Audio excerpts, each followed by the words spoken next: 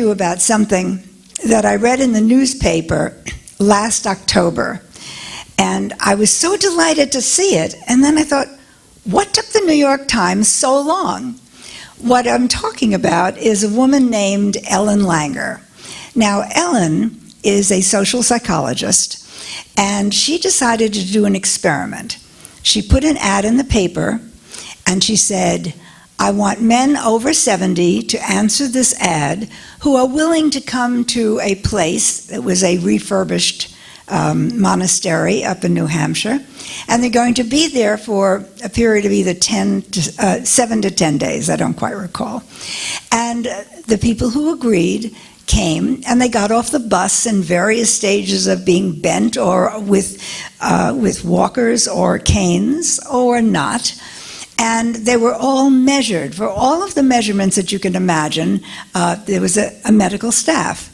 And at the very least, their height, their weight, their dexterity, how long their fingers were, what their grip was, and of course the heart and lungs and all of the other organ functions and so on. And while they were there, they had to act as if it was in the 1950s. So they were exposed to nothing else. They had newspapers from the 1950s. They wore clothes from the 1950s. They ate the food that was the most popular then. They saw movies, and of course, the Brooklyn Dodgers were still around then, which would have been wonderful. So they could discuss the ball games of all different sorts. And at the end of the time, they were remeasured.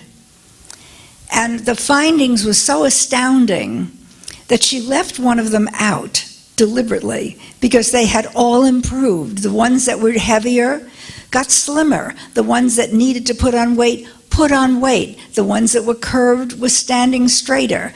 Everything was improving, including their vision. And that's the one she left out. She said, I'm not going to sacrifice this entire experiment by putting that in because no one's going to believe it. So now, 2014, it's out that the vision was also improved.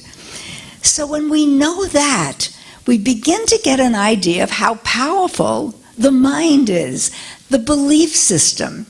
And when I say the mind, I don't mean the brain. We know that the brain is in the skull, and the mind is there as well. But the mind is everywhere in the body as well.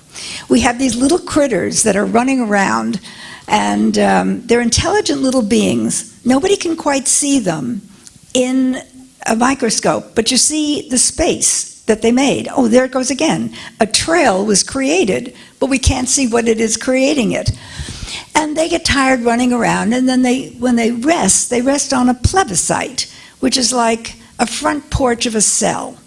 And they sit there, and they eavesdrop, and they know what's going on in the liver, and they know what's going on in the spleen, and they know what's going on in every part of our body, and they're running around, and they've got the information, and they're gossiping, and they're letting all this information go to all the different parts of the body. So that's what I want you to consider, that the mind is everywhere. It's not just in our skull.